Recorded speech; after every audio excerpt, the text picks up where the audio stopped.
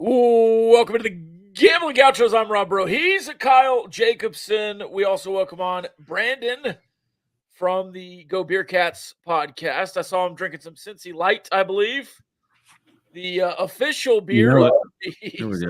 Cincinnati Bearcats. The Red Raiders are finally on the train. They got one that was like a special edition last year, but I believe Texas Tech will finally have an official beer at games All right. this go around. So we're catching up to the Big 12 in that respect. But we're coming in on the 1 year anniversary of Cincinnati in the Big 12.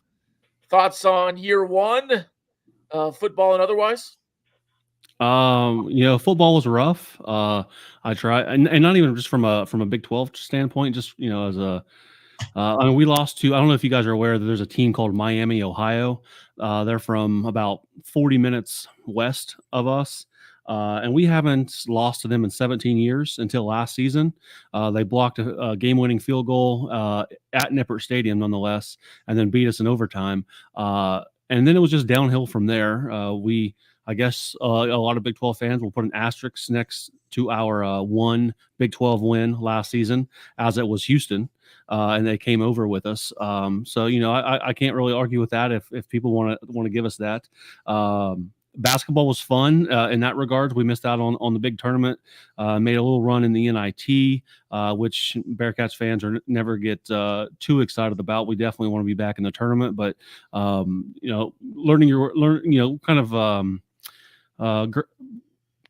know what I want to say here. Really, kind of like earning our way through the Big 12 basketball slate, the seventh circle of hell that is, was super fun. We learned some things. You got to win your home games, and the close games that we had, you got to find a way to get over those as well.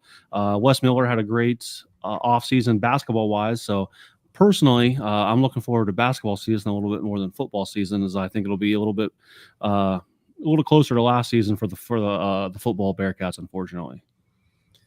So we'll get into some specifics on Bearcats football, but just kind of high level. Obviously, last year was the first year in the Big 12, first year with a new head coach, so a whole lot of transition. Mm-hmm. And I guess just kind of give us the sentiment of the Cincinnati fan base when it comes to Satterfield and how year one went. I know that y'all struggled, but I think that was maybe to be expected a little bit with all the transitions. So I know it was kind of a down year for Cincinnati, but any high marks or anything for Satterfield that you want to remark on? I mean, it was tough. Personally, I had expectations of going 6-6. I thought with the talent that we still had on the roster, I thought that was doable. And when it came down to it, if you look at the schedule, we just lost a lot of like what we like termed coin flip games. But the Baylor game comes to mind. Houston was another one, but we were on the right side of the coin flip on that one. But those close games in football, we just didn't have enough to sort of get over that hump each and every week. It was our offense was great in between the 20s, and in the red zone it was god awful, and I mean it was terrible. Our quarterback play didn't help because our offensive line didn't always help him very much. That was Emory Jones. He was at Florida and then Arizona State, but he's since moved on, ran out of eligibility. So brought in a new kid from Indiana, and some people are hot and cold on him. We'll see what he brings. We can get into him a little bit more here down the line, but last season was tough. Like I said, losing to Miami, Ohio was brutal. The high point probably beating Pitt on the road. That goes back to the Big East days. We had a River City Trophy. That used to be a trophy game back in the Big East. So beating them, we have them coming to Nippert this year. So that'll be fun to try to see if we can't get them in back-to-back years. But trying to remain optimistic on Satterfield and kind of give him a benefit of the doubt, to give him some time to build what he has envisioned here at Cincinnati. So some people are not so patient, but we're trying to give him the benefit of the doubt here to try to build it back up to where we want to be. So during the off season, I think so much nowadays, especially when you're trying to rebuild as a program, but it's all about your success in the transfer portal.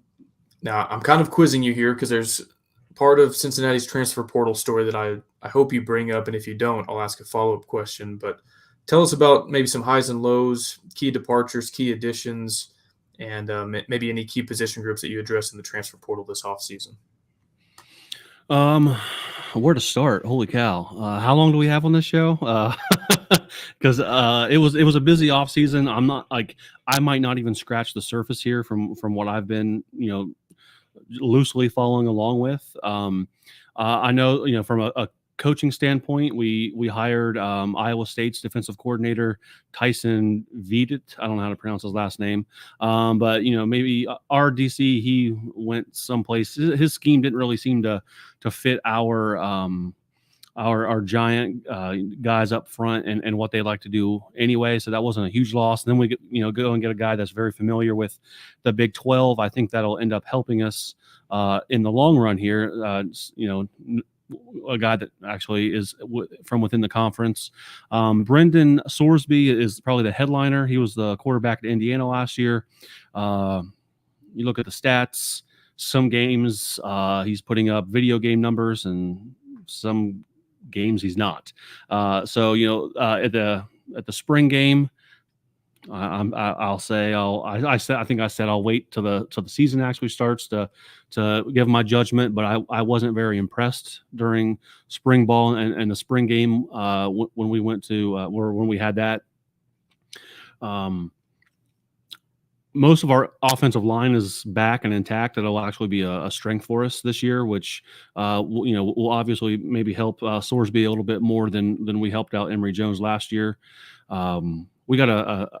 We have returning Corey Kiner, our running back. He's a 1,000-yard rusher last season.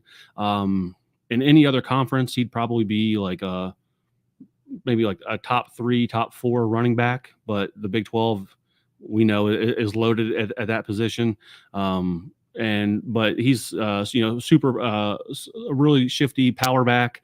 We got Evan Pryor from Ohio State to sort of be the change of pace speed guy, which Satterfield was really looking for. From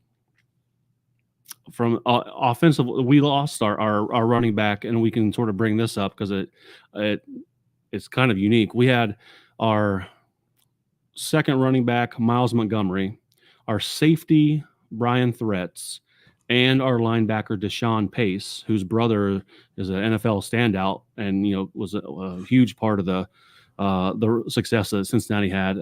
But those 3 guys, I guess, weren't culture guys enough for Satterfield and what he liked. And they all 3 transferred to Central Florida. I think that was on purpose with sort of an axe to grind against UC or the coaching staff or whatever. So that's kind of unique that you had 3 guys go to what I would call your biggest rival in the conference. So that is exactly what I was going to bring up. I was taking a look. So according to On3, y'all had 50 total transfers, 20-something in, 20-something out. So tons of movement. And I'm just taking a scroll to see, okay, are they losing guys moving down a level to get more playing time? Are they losing guys to blue bloods that were, really good players? And I noticed these 3 guys went to UCF, which, like you said, I've at least online on Twitter, it seems like there's some good Cincinnati and UCF banter. But they were also the 3 highest rated transfer prospects according to On3. And so I don't know if I've ever seen that before, that a team loses its 3 best players in the portal class to the same school that is a rival school.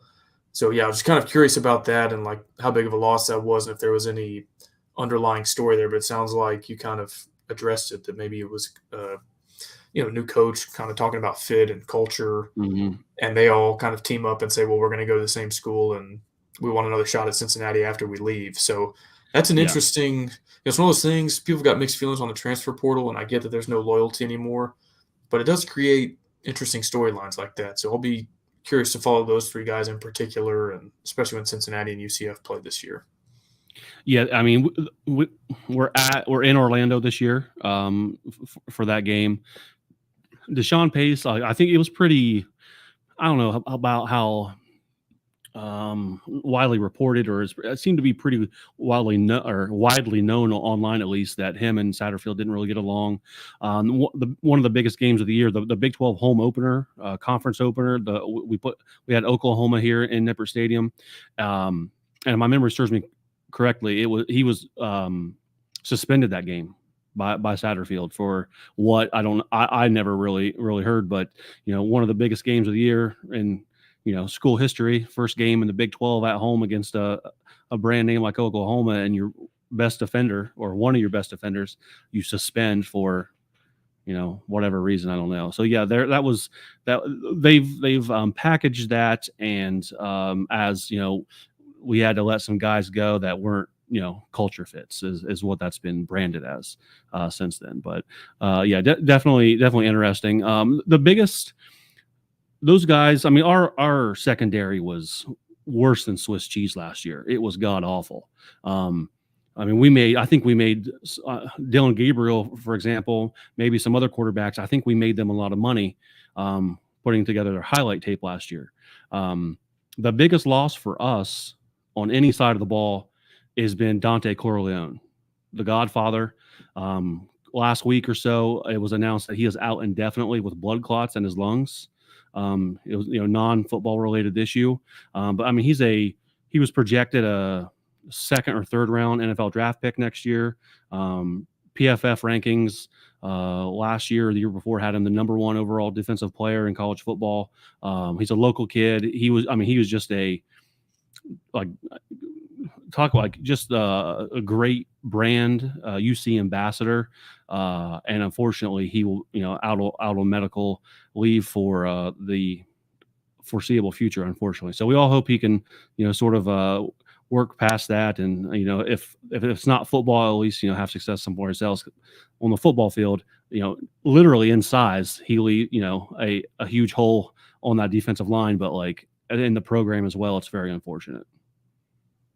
I want to go back to the offensive line. I would argue Cincinnati, a top 5 offensive line in the Big 12, maybe top 3. Rushing attack, top 3 in the country in the Big 12 last year. Is that something that Satterfield's going to lean on, or does he want to be able to pass the ball more? Is he going to be able to stick to what's working, like maybe Neil Brown has trouble with, and honestly Zach Kitley has trouble with? Is he just going to go with what works, which is the running game there at Cincinnati? That's a great question. We know Satterfield. He calls the plays. He is in charge of the playbook and what we run. Now last year was maybe we didn't have the that experience of a line. It was definitely not a strong point for us, and I think at times he relied too heavily on the run. But it's just one of those. It's like why are we not feeding Corey Kiner the ball up the middle on the 15-yard line? Why are we not running it then? But it's 3rd and 6, on the opposite side of the field, and now we decided to give him the ball. I don't. It was just weird play calling like that. I know that we were phenomenal, from 20-yard line to 20-yard line last year. A very balanced attack. If you go back, I bet 10 games our yardage, rushing, passing were within 10 yards of each other total. Like it'd be like 210 rushing, 200 passing. It was like a very balanced attack. I don't know if it was the right calls at the right times. What might have been Satterfield's problem. Also, with Emory Jones, it seems like once the pressure got to him in a game, he's a very mobile quarterback, a dual threat probably even. But once the pressure got to him, he wanted to get out of the pocket and use his legs. Wasn't trying to throw the ball downfield as much as he could. So there's plenty of issues with our offense last year. Corey Kiner is probably our running back. He's probably one of the only good things out of it. That and Xavier Henderson, who is back, our wide receiver. I believe he came from Florida. Don't quote me on that. But he was our most productive wide receiver last year, and he is back. He was certainly Emory Jones's favorite target. They had history together. I think they were both on the roster at Florida at one time. But yeah, Henderson, he could light up the stat book when we could get him the ball. So I'm sure we'll be trying to do that as well. We have, from offensively, I don't have another like big transfer in other than Well, we got a tight end, Joe Royer from Ohio State as well. 2 guys from Ohio State. That's kind of interesting for us. But offensively, I don't have the answers to fix Scott Satterfield's problems from last year. So I took a peek at a website called ourlads.com. I don't know if you're familiar with this, but they basically project every team's depth chart in FBS. And so I'm sure there's some errors here because it'd be hard for one website to like understand every single school's depth chart, but I think it's usually pretty close. And I'm going to read you the like classification of each player listed on the first team from the offense all the way down to the defense. So the starting 22. Redshirt junior, senior, redshirt senior, redshirt senior, redshirt senior, redshirt senior, redshirt senior, redshirt junior, redshirt senior, redshirt sophomore. That's the quarterback, Brennan Sorsby. Senior. That was offense. Defense is redshirt senior, redshirt junior, redshirt junior, redshirt junior, redshirt sophomore, redshirt junior, redshirt senior, redshirt senior, redshirt senior, redshirt senior, redshirt junior. Y'all are old. You've got 2 guys that haven't been in college at least 4 years. Are most of these guys, like, have they played a bunch of snaps, or are these guys that have been kind of waiting their turn, developing for 2 or 3 years, and now they're being thrust into the starting lineup? Because y'all look, I mean, I haven't looked across the rest of the conference or the rest of the country. Based on that alone, I mean, I would put, decent money that y'all are maybe the oldest starting lineup in all of college football. That was news to me. I was pulling up this website. I had not heard of it before as you're reading those off. So I'm looking at it here with you.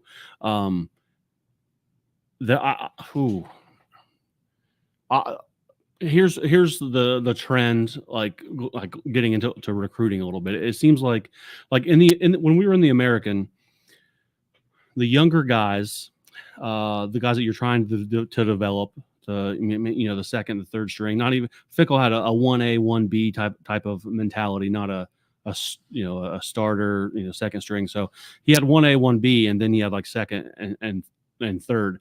But you could get those guys in games and get them reps. And then there was a newer red shirt rule that came out. I think you could play in like 4 games or something.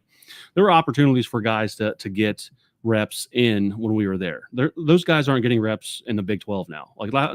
So those younger guys, a lot of guys you've never heard of before because they haven't been on the field. A lot of those guys transfer out. I think that's probably true for a lot of teams. I would think. Hope maybe it's just a Cincinnati thing. And then you have to sort of plug those gaps. And if you're a second year guy, you're not developed yet, then what's the coaching staff going to do? Well, they got to go get somebody that has reps, right? That has put in the time in the weight room and it took snaps and there's tape and they trust them somewhat. And I think that has sort of been Satterfield's approach here.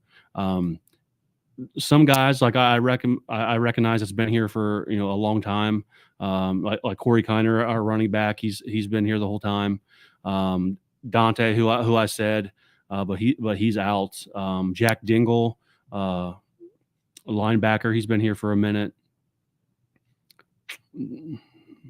Mason Fletcher, our punter, he's 6'7" from Australia. He's a great follow on Twitter or Instagram.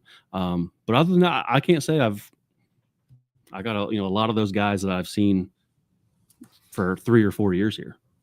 Yeah, well, like I said, I'm sure that this website has some flaws, and maybe if there's a toss-up, they just err on the side of the older player. But I know for a fact, Texas Tech, our depth chart is going to have some redshirt freshmen, some sophomores on it that we're relying on in key spots. I was looking at y'all's, and I was like, man, every single kid they trot out there is going to be 23 years old. And I know that's a big advantage in college basketball. I'm sure it is in football too. Going with the BYU this approach. Mentality of, just like staying as old as you can. So anyway, I feel like that is not talked about as much in football, but I was looking at that. I was like, man, every single kid is a redshirt senior. So anyway, if Cincinnati kind of surprises some folks and some of those guys have breakout seasons, maybe that's a factor to point back to and say, like, yeah, every single Saturday they line up, they're the older team, more experienced team. It'd be interesting to see how many snaps all those guys have played, but they've at least been in college a long time. Yeah, that's for sure. That's wild. Something I'm definitely going to pay attention to now here going forward for sure. Cincinnati picked 14th in the preseason Big 12 poll. Too high, too low. What are your thoughts there? I mean,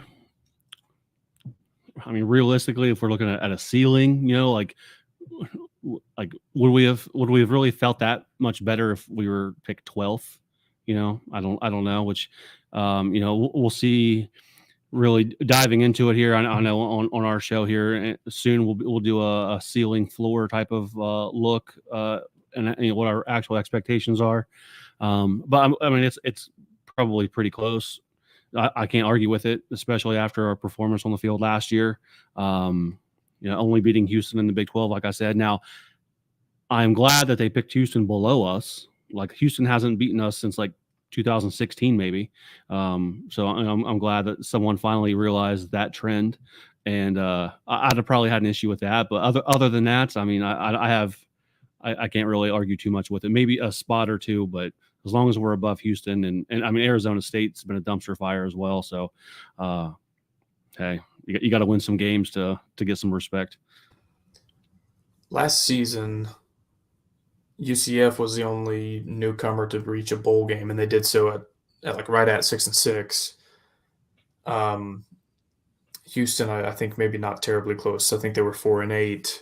BYU is pretty close. They were in overtime of their last game and could have reached a bowl game. But I think that's a good, like a realistic goal for a program entering a new conference, especially Houston right now, first-year head coach, Cincinnati, second-year head coach.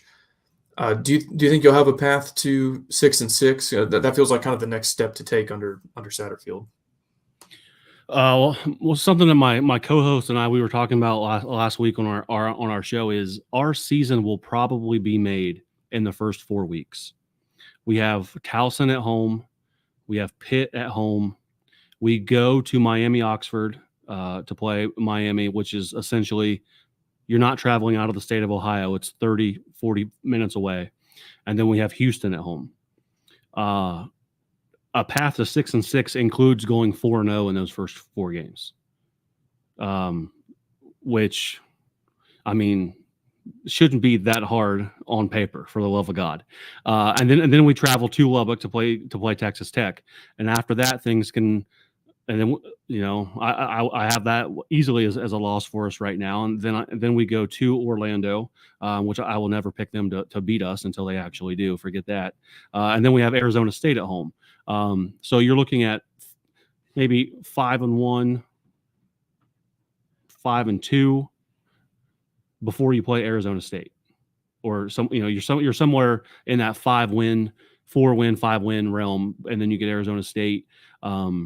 We have West Virginia at home this year. They tuned us up pretty bad last year, but I can't wait for West Virginia fans to be back in Nippert Stadium because things get rowdy when our two fan bases meet. And Iowa State and Kansas State both on the road. That's tough. Then we finish off the season with TCU, and I would never put my money on Sonny Dykes, so we can see what happens there. But I said all that. The first 4 games of the season will make or break the season. Right, you got to go 4-0. You got to find a way. You do not leave the state of Ohio. One time you leave the city limits in those first 4 weeks, you got to be 4-0. Well, I think you'll have every West Virginia fan rooting for you to beat Pitt.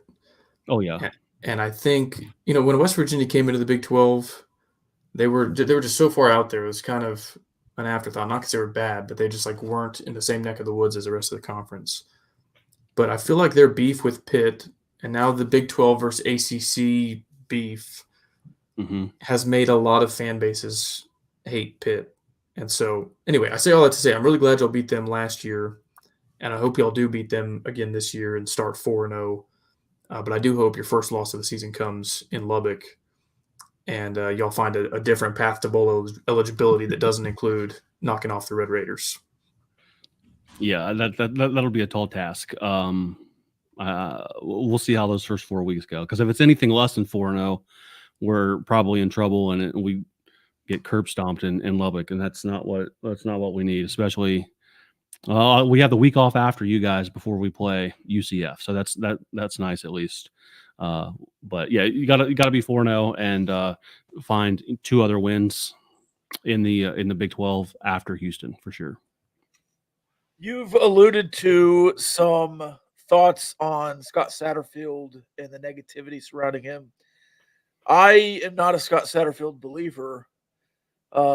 Is it a bowl or bust for him, or does Cincinnati extend him a couple of years because the move to the Big 12 was kind of in his first year, and you get a couple of years to beef up the Big 12 roster, or is it kind of a hey, year 2, if you don't make a bowl game again, you're kind of on the outs?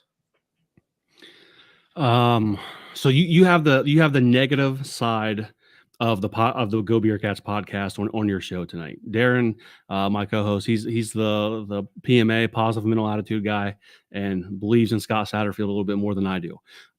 I was a wait and see last year, but I was very disappointed with our performance week in, week out last year.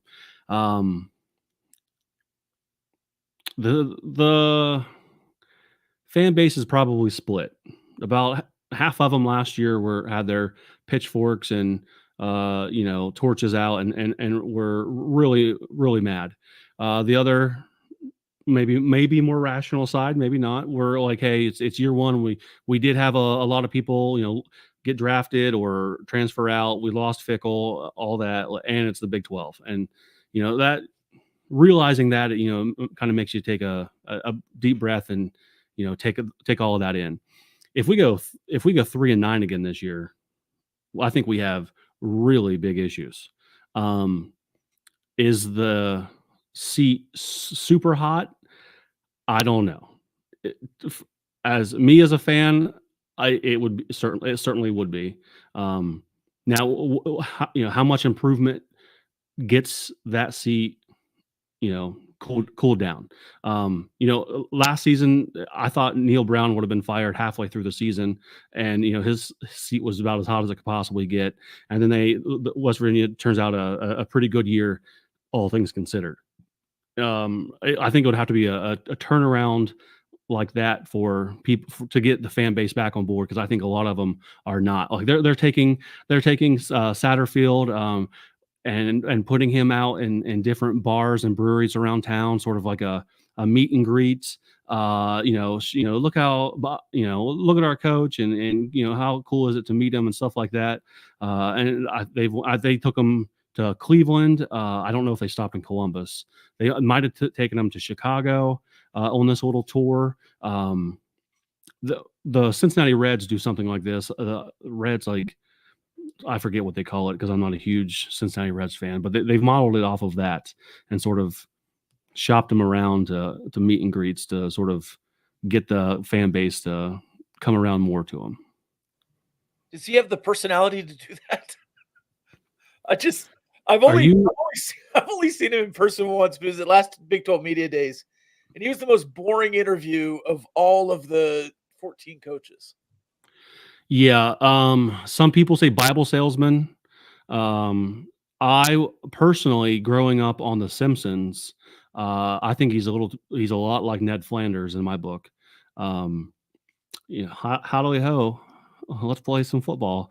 Yeah, so I don't know about that. Certainly a complete 180 from the regime that was here before. Like Fickle is a football guy. I don't think you'd be surprised to go see him out doing drills with the D line or whatever. Satterfield, more the CEO coach, which didn't work for us here before. So I don't know. Like I said, I don't. He's got a lot to prove to me this year in terms of what we can do and specifically what our offense can look like. Brandon, thank you for joining us, and thank you for the overview of Cincinnati. We're looking forward to having you on the conference. Didn't get to play last year. Nippert is on my bucket list to get up there and see that historic stadium. So maybe, I can't remember where we are with that schedule matrix, but I guess sometime in the next 4 years we'll get up to Cincinnati. Before we let you go, tell the people where they can find your podcast if they want to follow along with your coverage of the Bearcats. Yeah. So the @ is below my name there on the screen. Go Beer Cats on Twitter, Instagram. Uh, we have a pretty healthy Discord, like 200 member Discord. That it's kind of complicated on how to get there, but we can let you in if you so desire. We're on Facebook. We don't do a ton of stuff there. Our YouTube channel is Katzkeller Social Club. So Katzkeller, it was previously a bar in the middle of campus that you could actually walk in and out of from Nippert Stadium. Now it's just a seating area. You can just, if it's 100 degrees in August or early September, you can grab a Cincy Light and go sit down in the AC for a little bit. But we named our YouTube channel after that, the Katzkeller Social Club, and that's a collective of now like 4 different UC content creators. Cincy Slangin, another podcast, the Bearcat Bunch, who is like a stats guru. And then we have Captain Cincy, who is the guy that whenever we play a team, he takes our logo and their logo and flips it and comes up with some pretty creative stuff. So that's I love that the guy. Katzkeller. Yeah, Captain Cincy. He hasn't. I know he's been swamped with work, but hopefully he gets that stuff back out for the football season. So that's the KatzkellerSocial.club as well. We try to cover not just Cincinnati but Big 12 stuff as well. We'll talk about the Big 12 media days when that comes out or when that happens this week, and some power rankings here and there until pads actually clash on the gridiron. All right. Thanks for joining us, Brandon. Was Brandon with the Go Beer Cats podcast. Cincinnati, man, I don't know. I am impressed with what they're doing a little bit with the offensive line and with the running game. Scott Satterfield is 4th on coacheshotseat.com. If you put any stock into coacheshotseat.com. You want to guess number 1? Dave Aranda? Dave Aranda is number 1. I think Sam Pittman was number 2, which I kind of forgot he was still the head coach at Arkansas. Billy Napier, number 3, and then again, number 4, Scott Satterfield. I thought he kind of lucked into the App State job and was just kind of doing what he kind of just continued the success and didn't elevate them at all. And then went to Louisville and he was not good at Louisville. And then down to Cincinnati and has done what he's done. You remember the circumstances under which he left Louisville. It was like, hey, I didn't get a contract extension after 4 years, so I'm going to leave before y'all can fire me. Yeah, they ran him out of town. Yeah, it's like you find out your middle school girlfriend's going to break up with you, so you break up with her first so that you're not the one who gets dumped. Like, he didn't really – I don't know. Sometimes coaches leave because they're a hot commodity and they get called up a level or whatever, but I feel like he just left to get a clean slate. And it is a tough time in going from the American to the Big 12. But, yeah, I think if they're not bowl eligible or, like, really close to it and only miss out on a bowl because of some fluke, I think that they might say, hey, we can't afford to go 3 years into the Big 12 without making an impression, you know? Fickle to Satterfield had to be such a punch in the gut, too. Just terrible. Yeah. Anyway, I don't want to bag on Cincinnati, but well, it is. But, you know, we I don't know if you listened to the episode. I think you did. You were listening live on Wednesday when we were talking to Brad from Speak of the Devils in Arizona State. And we've done these before with teams that were picked pretty low in the conference, and you come away from it and you go, yeah, they're going to be pretty bad. And there's others where you come away from it and you go, well, you know, if a few things break their way or this guy breaks out like they think, you know, they could finish a lot higher than they're picked. Arizona State was kind of like the latter. I was like, okay, he's making a good case for them. Like, they're not going to be conference contenders, but they could be a bowl team. And then that one, I don't know. I feel like I didn't know that Corleone was out indefinitely. That was the first I'd heard of that. Man, that is like far and away their best player. That'd be like us losing Taj Brooks indefinitely. So I don't know, man. It sounds like they've got a tough road ahead. I will say, looking at the schedule, he mentioned it: Towson, Pittsburgh, Miami of Ohio, Houston. They go to Miami of Ohio, but open up Big 12 play in Cincinnati, and then they go to Texas Tech, to Cincinnati, or to UCF. I mean, 4-2 is not out of the question. And then can you get 2 more wins in Arizona State at home, at Colorado, West Virginia at home, at Iowa State, at Kansas State, TCU at home? It could be they start 2-4 and then go 2-4 to finish 4-2, 2-4, and kind of get to 6-6. Two quick thoughts, and then we can move on. I would love for them to come to Lubbock with a 4-0 record, a kind of fraudulent 4-0 record, like maybe receiving votes in the AP poll, even though they're not that good. And then you have the opportunity to beat a 4-0 team. I think that would make you look good. My second thought is, in this era of conference realignment, there are schools that are further apart geographically than Cincinnati and Arizona State. But him talking through that made me think culturally, like you've got this Rust Belt, old school city versus, I don't know, online university. Out in the desert, in like the fastest growing state in the country, maybe. I don't know. Arizona's up there. I don't know. I'm just imagining, like, if you're a student at Arizona State, you're like, hey, yeah, let's go to Nippert for this game, showing up and being like, what the heck is this place? And vice versa, whenever Cincinnati goes to Tempe, they just feel very different to me. That's weird that they're going to take the field together as conference opponents. Did want to mention, too, he said the Iowa State defensive coordinator had gone to Cincinnati. It was the linebackers coach, Tyson Veit, that went to Cincinnati as the defensive coordinator. He was also the associate head coach, former Broyles Award winner, linebacker coach of the year, had been at Iowa State for like 8 years. Really good hire. I'm interested to see if they can do the John Heacock defense without John Heacock. Yeah, we'll see. That would be, a respectable Big 12 defense for sure. Iowa State's always in the top 5. Yep. Well, not always, but they have been recently. All right. I've got a little game for you. If you want to do it now, we could do it later. What do you want to do? We can do it now. All right. So I've got 2 college football stadiums and 2 uniforms. I need you to guess. 2 stadiums, 2 uniforms. Okay. I've blanked out the insignias and conference insignias, and then I will let you choose. All right, you ready? Yep. So there's the first stadium. Ooh. Is this a 360-degree angle at all, or is this all I get? It's all you get. Man. I should have put the real photo after, but I did not. I'm pretty sure this is Bill Snyder Family Stadium at Kansas State. It is. You see the purple there in those seats. A bit of a hint. But it is Kansas State's Bill Snyder Family Stadium.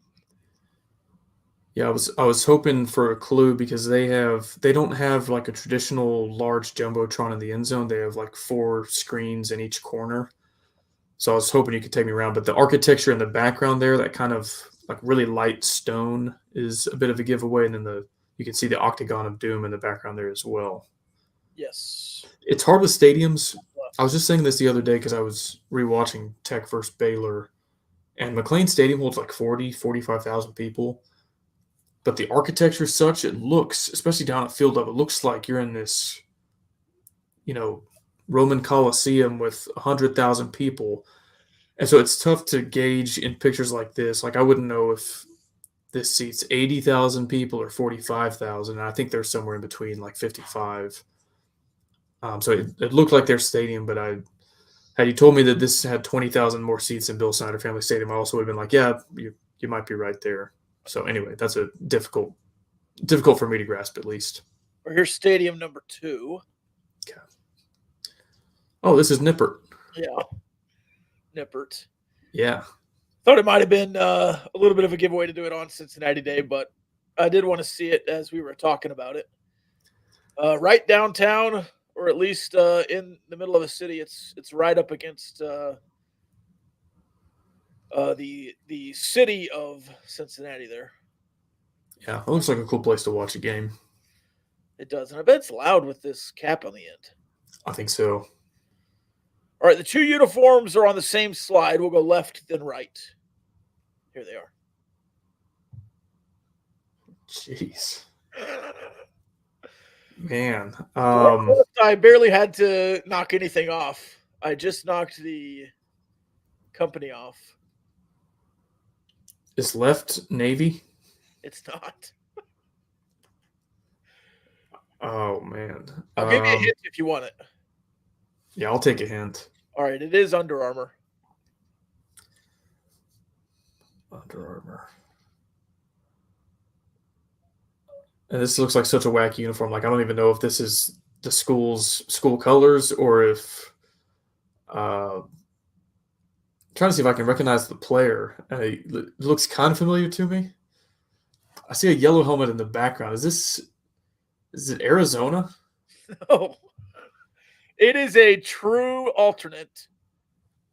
And there is one school color as an accent, but the rest are quite off of their normal school colors. I'm trying to think of who plays anybody with yellow helmets. I was thinking Arizona State, and like maybe Arizona State wore random uniforms. I don't know. I give up. It's a Big Ten game. Is it Maryland? Maryland. I'd never seen this before. Yeah. Yeah. I mean, I guess I could have guessed that when you said Under Armour. I was kind of thinking maybe it's Maryland, but I was like, nothing on here looks like Maryland to me. No. And it's like the Declaration of Independence on the sleeves and the helmet. I don't know what's going on there. Yeah. The one on the right looks like Minnesota. It's not Minnesota. I think they had chrome gold lids like that. Is it Texas State? It's not Texas State either. This is in a rivalry game. They did this as an alternate for a rivalry game. Arizona State? So, it is a state school. Man. These are tough. Is it Mississippi State? Is that Dak? It is. I think it is Dak, actually. Kind of forgot he was 15 in college. Yeah. Okay, yeah. I remember these now. Too. Yeah, that's Dak. That's your boy. The Adidas cleats. Yeah, I guess I forgot Mississippi State was an Adidas school. So there you go. Yeah, I kind of remember those now. It's like, I think Egg Bowl 2014 or 2015 maybe. Yep, it was. I think 2015, his senior year. Yeah. Good. You stumped me on the uniforms. Those were tough. Those are tough ones. You got the stadiums though.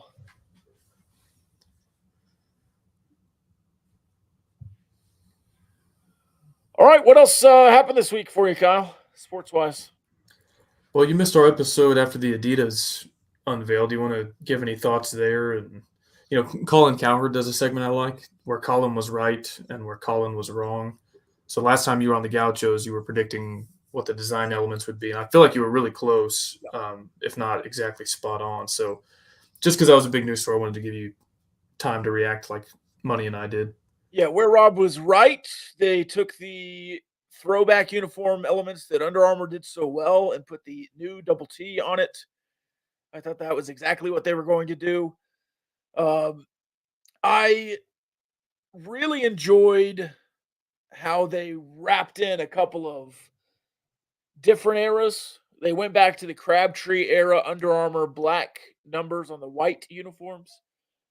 That is my favorite look of the three they dropped. The black numerals, red outline, white uniform looks really, really good. I like the stripes, how they cut off on the sleeve and had the little slant. I think that looks really crisp. And I think they look really good. I think black, white, black is going to look really good. I think black, red, black will look really good. Black, red, red. Really glad they didn't do red helmets. I think a black helmet and a white helmet is plenty. And I was not as disappointed as I thought I would be to see no Mahomes logo, because I think there will be a Mahomes logo eventually. And I think I understand the reasoning of saying, hey, we're an Adidas school first, and then Mahomes will be looped in. And I thought he was looped in enough in the initial drop with the helicopter, the logos on the field, and it was tied in well enough that it is certain that he's involved, but it is an Adidas school first and foremost. If you could only wear one of the combos that were unveiled last week, one home combo, one away combo all year next year, what's your favorite home jersey, favorite away jersey? Yeah, I'm tempted to say black, red, black, just because it says Red Raiders on the front. I thought that was pretty cool. But I would go all black and then black, white, black. I think those would be my two. And you're always wearing black pants at that point. But if I could only pick one, black, white, black's my favorite on the road. I would wear that every road game for the rest of time. I think it looks good. I won't disagree with you. They have some good options now. Yeah. They used to be in a position where if they wore the base uniform, I was pretty out on it. I think the all black looked pretty good under the lights. But besides that, I was kind of like, whatever. Yeah. I grew to really like black, white, red on the road. But for the most part, if they weren't wearing a throwback with Under Armour, I was kind of like, yeah, our jerseys are below average. And now I'm at the point I was like, there's some really cool home and away combos that I would really like. And we haven't even seen the Mahomes ones yet, assuming that there are additional ones with the Gladiator logo on it. They didn't level the bevel. You okay with that? Yeah, I actually really like how it looked on the helmet. It's a good blend of classic and modern. They did a really good job with that. And people are still asking if they're going to do it. If they didn't do it now, they're not going to do it. I mean, this would have been the time. I wonder if maybe the Mahomes, whenever we get the Mahomes unveil, if that's the throwback unveil as well, and we'll get Gladiator with the flat double T a couple times a year. God, we're far enough into this new era that you could throw back to uniforms inside of the beveled double T. I know you and I both want the Aztecs back. The year 2000, 25 seasons, I think that's a great look. Here's some quick math for you. That was 24 years ago that we wore the Aztecs. Yeah. When we wore the Aztecs, 24 years before that was Rodney Allison, 1976, Co-Southwest Conference champions. And I don't know about you, but like that point in time to Leach and Kingsbury feels like an eternity. Yeah. And Leach Kingsbury to now feels like, oh yeah, that's just the amount of time I've been watching Tech football. That wasn't that long, right? Yeah. But no, those Aztecs are now the middle point between now and Rodney Allison and the 1976 team. Wild. If you want to feel old. Welcome in.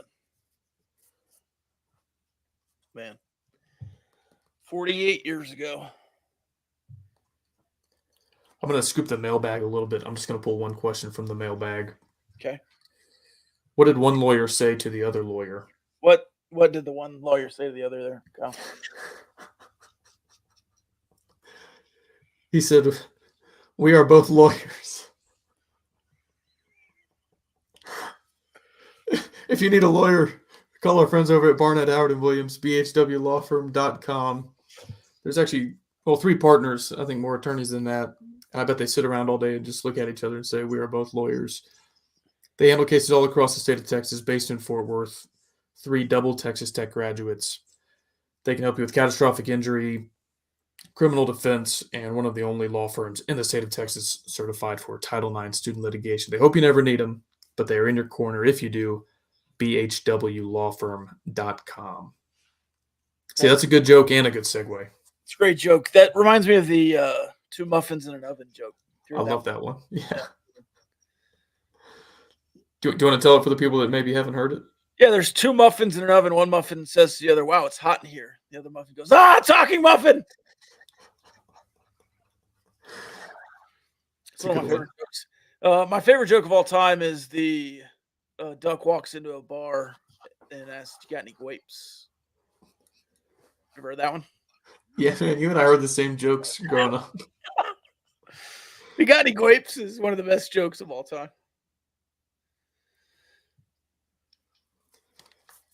Remind me because if you come in here and ask me that again, I'm going to staple your feet to the floor. Yeah. Then he says, "What's the actual punchline?" The next day he comes in, says, "You got any staples?" He's like, "Yeah." Bartender says, "No, what are you talking about?" He goes, "Oh, well, you got any grapes?" I always heard it nail your bill to the wall. So he says, Oh, "You got okay. any nails?" No. Well, you got any grapes? I thought it was staple your feet to the floor, but I mean, that's the same. yeah, man, that's funny. That's a good one. You also got the Bible jokes in the repertoire. Obviously, you have the apostles drove in one car. They were of one accord. Yeah, they were one accord. I think my favorite Bible joke is, do you know why Samson is regarded as the best public speaker in the Bible?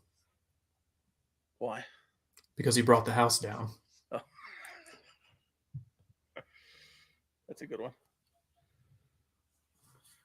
Did you hear the one about the painter that got hired to paint the church? Maybe. He was a little bit of a underhanded contractor. So he'd put water in the paint to make it go further. And he's painting this church, and out of nowhere, no rain in the forecast, but the clouds open and it begins to rain, and all the paint washes off the church. And then the clouds break, and God says from the heavens, "Repaint, repaint, and thin no more." I like that one. Yeah. I've said this joke on the podcast at least once, maybe twice. We might be in Noah and Arkansas territory here, but I'll tell it again. This is relevant because people have been watching the construction cam of the south end zone, and then checking the countdown to kickoff we're doing, and looking around, going, "You guys are going to finish that before kickoff, right?" But there's a construction foreman. He's working on a new stadium project for the local college. And the athletic director all summer is getting nervous. He's looking at the progress they've made, and he's not quite sure that the construction crew is going to finish it before the first game. And finally, he gets nervous enough. The athletic director goes to the construction foreman, and he says, "Hey, man, y'all making enough progress? You can have this done by the first game?" The construction foreman says, "Yeah, remind me when the first game is?" He says, "It's September 3rd." And the foreman nods. He goes, "Okay, September 3rd." He goes, "Is it a noon kickoff or a night game?" And the athletic director, of course, that's when he realizes how close it's going to be. So our first game, since it's FCS and we're on the plus, it's a night game. So you might see him out there at 2:30 the day of, putting the finishing touches on it. We'll see. But thank God that first game's a night game. Surely they'll do like last year and just not working on game days if it's not finished by then. We'll see though. I really hope it's finished. Me too. I think it's getting pretty close. It looks really good, man. It looks really good. Everybody who's seen it in person tells me that the video feed doesn't do justice how large it looks. And so I'm excited to be in the stadium. I won't probably get to be at like field level, but just to kind of consume it in stadium, I think will be an experience. So I'm looking forward to it.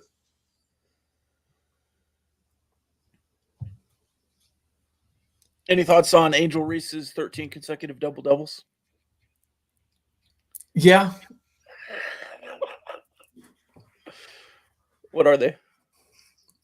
So I remember playing hoops as like a fourth or fifth grader, and every team had like one tall guy. That's just the amount of tall guys able to go around. There was like one per team. And since everybody else was only like as tall as that kid's armpits, he would just stand under the basket and like miss, catch his own rebound. Everybody else is like jumping, waving at the ball. And all he has to do is put his hands up. And he sits there and like jumps in place. I am a stats guy. I think they bring some amount of objectivity to a conversation. You could say Justin Herbert had 5,000 pass yards his second season in the league. Okay, that's very impressive. you can drill down and say, well, how many yards per attempt and all this other stuff. So I think it is good to look closer. And I don't know if she's just like this amazing rebounder. I think that you also look at Caitlin Clark's quote unquote turnovers. A lot of those are like cross court dimes. They're tremendous passes that her teammates, they've got butterfingers. And so if you just say, oh, look at those rebounds, look at those turnovers, it's clear which one is a better player, and you don't watch the tape, I think you'll come to the wrong conclusion. So, like, is it a record? Sure. Could other tall players stand under the basket and have done this before her? Yeah. Is it that impressive to me? Not really. Just like Caitlin Clark's turnovers aren't a huge red flag to me because I've seen what most of them look like, and they're actually not bad basketball plays at all. I've got a stat here from Josh Pate. I don't know if this is true. I have not fact checked it. But he's talking about Cal and the ACC. Did you see this? Cal Yes. will travel a combined 24,000 miles for their 5 road games this season. The Earth's circumference is 24,900 miles. I'm guessing that's round trip there and back, which is pretty incredible to do in 5 games. They're all cross country.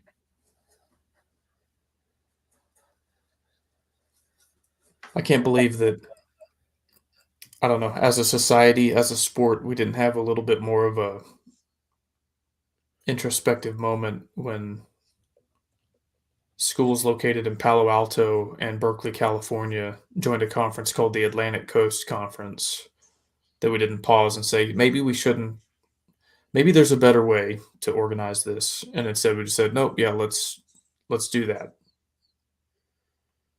So they'll go to Auburn in the non-con, to Florida State,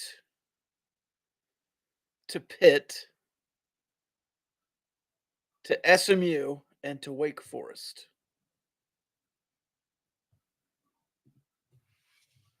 That's their 5 road games. Did you guys talk on Wednesday about Utah naming their defensive coordinator as the successor to Kyle Whittingham?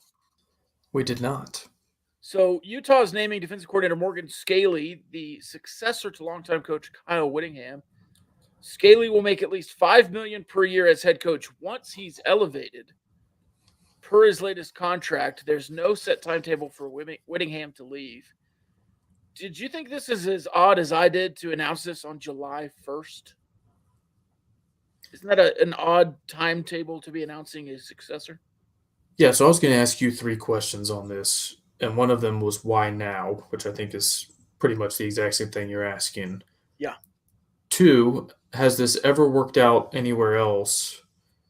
And 3, having a Rick Perry moment. I had a third really good question on this. Maybe it was like, oh, what is the point of this? Can't you have your sights set on a guy and just, if Whittingham retires in a year, 3 years, 5 years, then make him the number 1 candidate when you look to replace that coach? Like, why even make an announcement on this? And if there was some negative recruiting going on, potentially, to say, hey, Whittingham's not going to be here next year. You don't know who the head coach is going to be. Don't go to Utah. But other than that, I really can't think of a single reason to name a guy when it could be 2 or 3 years down the road before he even changes, unless it's going to be this year. Unless this is Whittingham's swan song and this guy is getting the job next year. But even then, why announce it? And why announce the salary? I don't get it. I don't know. And even those negative recruiting tactics in today's world shouldn't carry much water, because if you commit to a school and the coach gets fired or retires, you can leave with no penalty. So, right. I don't know. It's just not that shouldn't really carry as much water as it used to. It shouldn't carry much water at all. So yeah, I don't really understand the point of that, but all right. So CBS Sports, sorry, go ahead. I was gonna say, it does make me feel like Whittingham's departure is more imminent than I thought it was. Like you're saying, maybe this is his last year. I don't feel like you do this if Whittingham is like, well, I want to coach at least 5 more years. Yeah, exactly. CBS Sports put together a list of coaches in waitings. At Texas, Mac Brown named defense coordinator Will Muschamp his head coach in waiting. Muschamp never took over. He went to Florida instead before Brown left. Hey, real quick story on Will Muschamp. Do you remember that clip of him? I can't remember if it was at Auburn or Texas. It was like a mic'd up situation, and some kid gets laid out like right on their sideline, and he goes, "Boom, mother!" Do you remember that clip? Yeah. So when he was at Florida, Yeah. the locals, I met this guy who's like a huge college football fan, lived in Florida. He said like all the locals called him Coach Boom because of that clip. If he made like a dumb decision to go for it or whatever, they're like, yeah, Coach Boom, had his head up his butt on that decision or whatever. But I thought that was the funniest nickname ever, Coach Boom. Coach Boom. Jimbo was named head coach in waiting after Bobby Bowden. Fisher went 83-23 in 8 years at Florida State. Led the Seminoles to a national championship game, so that worked out, I guess. Dana Holgorsen was hired as the offensive coordinator with the understanding that he would eventually take over as head coach at West Virginia. He took control of the program following Bill Stewart's resignation. 8 years with the Mountaineers. So, I guess you would call those two successes. They both didn't finish great at their respective universities, but did well for a stretch.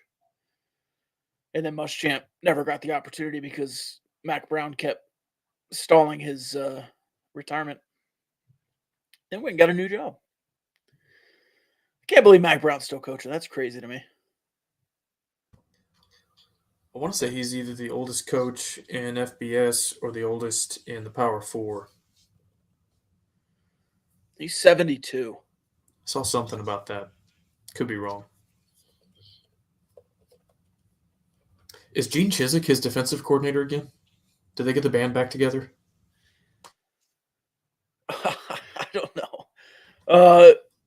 Mac Brown, 72. Don Brown at UMass, 68. Kirk Ferentz, 68. Kyle Whittingham, 64. Willie Fritz, 63. Biff Poggi, 63. Brian Kelly, 62. Was the oldest active head coaches. Gene Chizik. Not trying to just, crap on Gene Chizik here, but I don't know if there's like a high-profile coach that I respect less than him. Not just because he left Iowa State after 1 year and seemingly didn't do anything to earn a promotion to be the head coach at Auburn, but he hit a low for me. He's like one of these coaches, and like no disrespect to any coaches that maybe listen to this. There's a kind of coach profile on Twitter that tweets this like really vapid motivational crap every day. And I just don't find most of it that insightful or inspiring. But he kind of does some of that, but it's even like more condescending and lecturing than others. And he had, I forget what it was, but it was something about like, I don't know, earning something on your own and not relying on others to do it for you. If you pull up Gene Chizik's head coaching record, it's pretty easy to find which year he had Cam Newton. And then like the other 8 years that he's been a head coach, he's just been dreadful. Yeah. And so like log off, put your phone down and don't tell me about, riding people's coattails and earning your own success. Like it's pretty clear what your track record is without, like a once in a generation type Heisman Trophy winning season by Cam Newton. So I don't like that guy, which is sad because I actually do like Mac Brown, even though he coached at Texas. I want to pull for North Carolina because I don't really have any other allegiance in the ACC. But Gene Chizik being there is going to make it hard.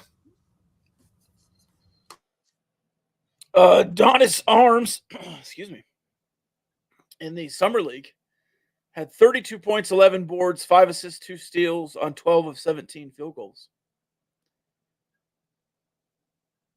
Will he play for the Kings this year? I think that's in the mailbag, but yes or no? I'll say yes. He's one of those guys who stuck around long enough in the G League that he should get a shot. In my opinion.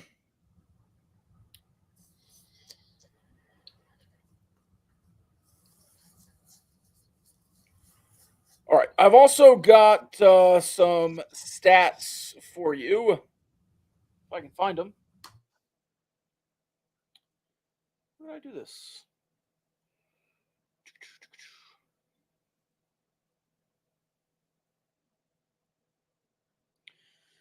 All right. So I've got some Texas Tech football over-unders for you. Stats. And I think it's the last thing we have. We'll wrap it up.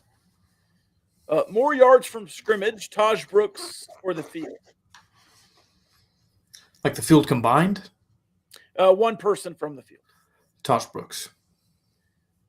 So that's like a Dre McCray getting a certain amount of yards receiving and returning. Wait. Yards from scrimmage or all-purpose yards? All-purpose yards, sorry. Well, then I'll take the field because the quarterback would count as well. Not passing yards. But return yards count? Yeah, return yards count, but not the quarterback. I mean, that's still probably lean Tosh Brooks there. Yeah, I'd have to look at what kind of standard kick return yards are, but I'll take Tosh Brooks because that is like, if he's healthy, like an automatic 1,200 minimum. Yeah. The Red Raiders interception leader will surpass the 2023 leader, Dadrian Taylor Demerson's total of 4. Yes or no? No. Baron Morton passing touchdowns over under Nick Shimonek's 33. I feel like you and I have had this conversation. This is our 4th football season together as a podcast. And we always pose this as like, hey, would you take Nick Shimonek's 2017 season or would you roll the dice? And that question gets like more and more ridiculous the further it gets because it's like, yeah, we haven't had a quarterback season remotely that good since. Yeah. Man, this is a good question. I was watching some 2021 Bailey Zappi, Zach Kidley, Western Kentucky, and it was so much more vertical than our offense has ever been. And I don't know if that's because of the O-line or Barron's shoulder last year. What did Zappi have? Like 62 that year, 63? Something crazy. I don't know. I feel like if we correct that all to what the peak Zach Kidley offense is supposed to look like, and he's healthy for 12 games, the answer should be yes. Okay. The Red Raiders sack leader will have double-digit sacks.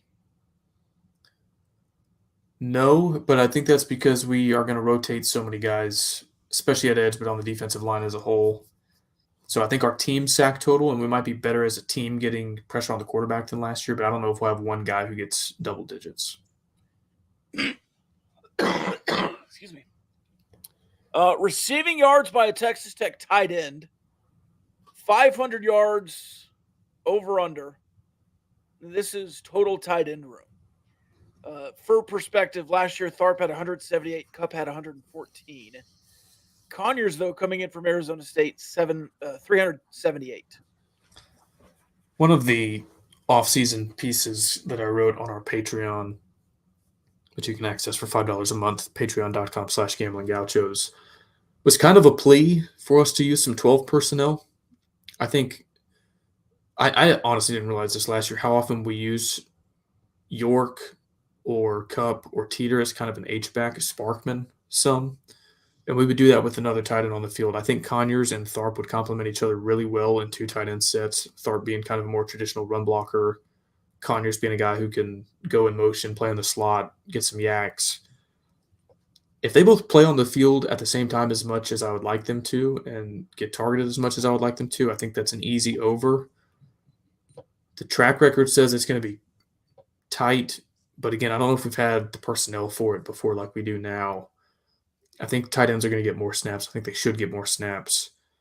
So I'll say they go over combined 500 yards. I hope so. Texas Tech will have a 1,000-yard receiver, yes or no? No. Close? No. Too many hands to feed or what? So looking back at last year, another good Patreon plug, by the way, wrote a piece on Coy Aiken, and he was dinged up the first few games and then kind of worked his way back in. But once he became kind of a full-time starter, if you took his best 6-game sample size from that already small sample size and you played that out over 12 or 13 games, he was at like 800 yards, I think. And that's like cherry picking a small sample size, making it best case scenario. Now, do I think Josh Kelly, Micah Hudson have more high end talent than Coy Aiken? Yeah, probably. But it's been since 2018 since we had a 1,000-yard receiver. And I guess I'm kind of flip flopping now because I said Barron was going to go over 33 touchdowns. But I'm kind of in like I'll believe it when I see it mode with vertical box score stat stuffing production from this receiving room. Like the leading receiver stats the last few years have been dreadful. It's like 400 something yards would lead the team in receiving last year, 500 something yards. Miles Price had the most touchdowns out of anybody with 5. I think if you had like 60 catches last year, you were number 1. So we're far removed from this 85 catches, 1,200 yards, 15 touchdowns. We haven't had a guy like that since Antoine Wesley. Now, I think we're pretty balanced in terms of pass catchers. I don't know if the delta between Josh Kelly, Micah Hudson, Coy Aiken is so drastic that like one guy can eclipse 1,000 yards. I think all three might have 700-800, but I don't know if one guy eclipses the 1,000-yard mark. Texas Tech linebacker will have 100-plus tackles, yes or no? Yes. Is it Rodriguez or Roberts? Or I think Roberts had it last year, didn't he? Yes, he did. I'll go Roberts. All right. Starter says we need to quiz Kyle's photographic memory. I think we did so many of those last time. I don't want to run out of games before the summer ends. So we'll do a few more of those next week. We did quiz his stadium knowledge. He was 2 for 2 on stadiums. I'll give him 1 for 2 on uniforms. He got the Maryland one eventually. A couple of hints, a couple of guesses in.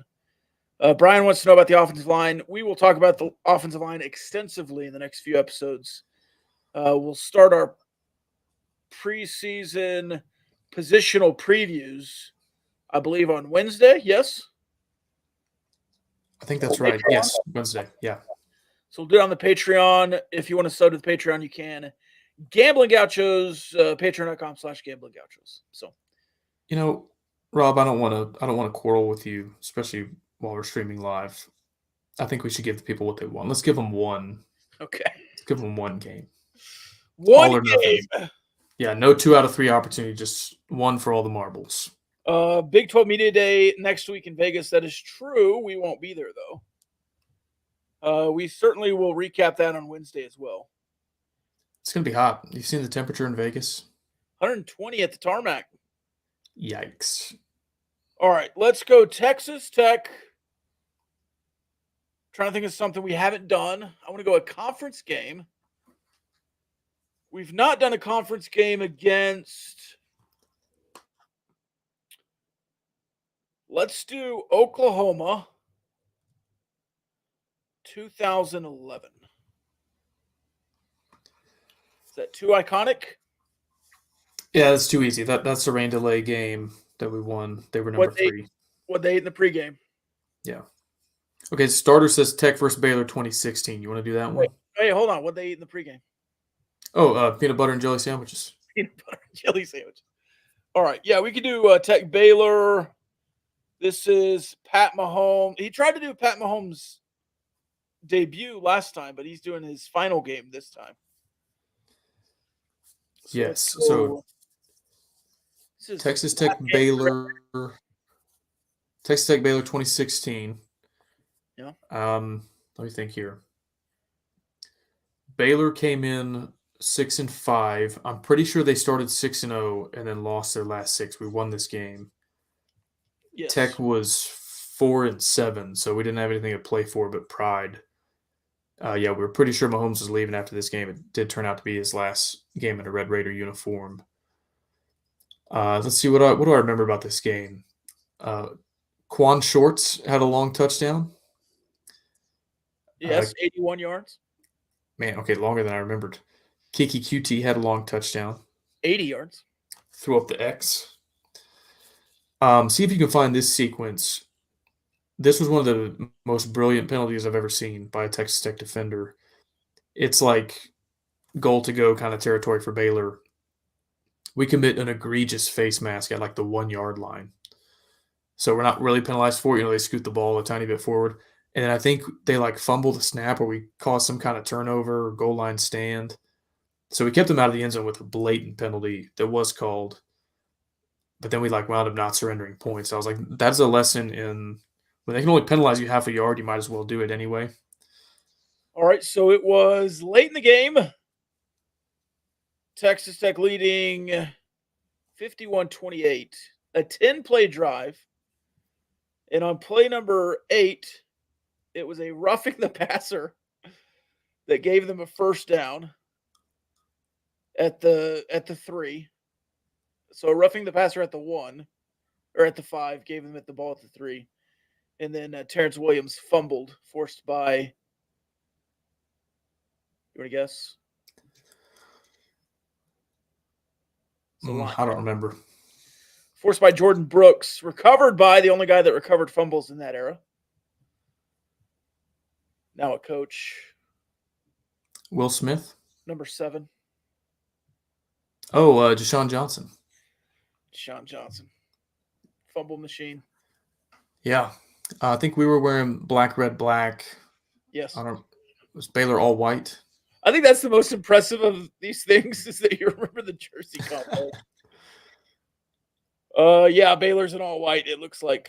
Is this the Sean Oakman viral photo? No, that was from their bowl game against Michigan State. That's right. A couple years before that. It left. So this is 2016. This is the Jim Grobe era. Jim Grobe, yeah. Do you want to give a shot at the leading rusher for Texas Tech and then the quarterback for Baylor? Because I would have gotten neither of these. 2016.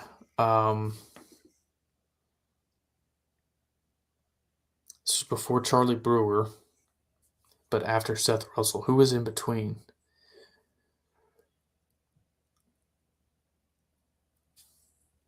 Or was Seth Russell? Seth Russell might have gotten hurt earlier that year. Oh, no. Jarrett Stidham was gone by then, right? We definitely didn't play Jarrett Stidham. I would have remembered that. Yeah, he's not playing. Was it like one of their? No, that wouldn't be right either. They had like Lynx Hawthorne play quarterback in a pinch. I feel like if you tell me, I'll know it, but I am drawing a blank right now. It's a very common last name. Very white guy name. Maybe the most common name in the United States. Smith? Smith. Zach Smith. Did not remember this guy at all. No. I feel like I didn't pay attention during the Jim Grobe year, maybe. He was a freshman that year, it looks like, and then went to Tulsa. Okay. Yeah, they had KD Cannon that year, right? Oh, sorry, I clicked off.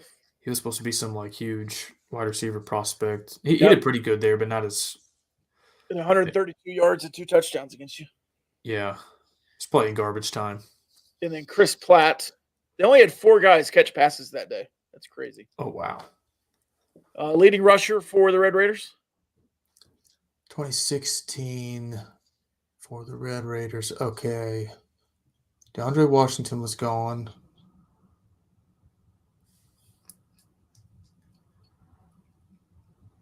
I don't think Trey King was there yet. Was it Justin Stockton? So Justin Stockton, I think, was the leading rusher that year, but not in this game. It was the one-off DeLeon Ward game. See, I thought DeLeon Ward didn't get there till 2017. Yeah, But no, you're right. He took 2016. DeLeon Ward kind of became the starter after like the West Virginia game. But there were some who was that little guy? Had a really Felton. Yeah, DeMarcus Felton. There were some DeMarcus Felton games that year too. So yeah, kind of a timeshare in the running back room. Dude, we could not run the ball that year. I remember DeLeon Ward having like 24 carries for like 80 yards in a bunch of games. It's just like, I mean, we're getting 3.5 a pop, and meanwhile, Mahomes is throwing like 5,000 yards, but we couldn't run it to save our lives.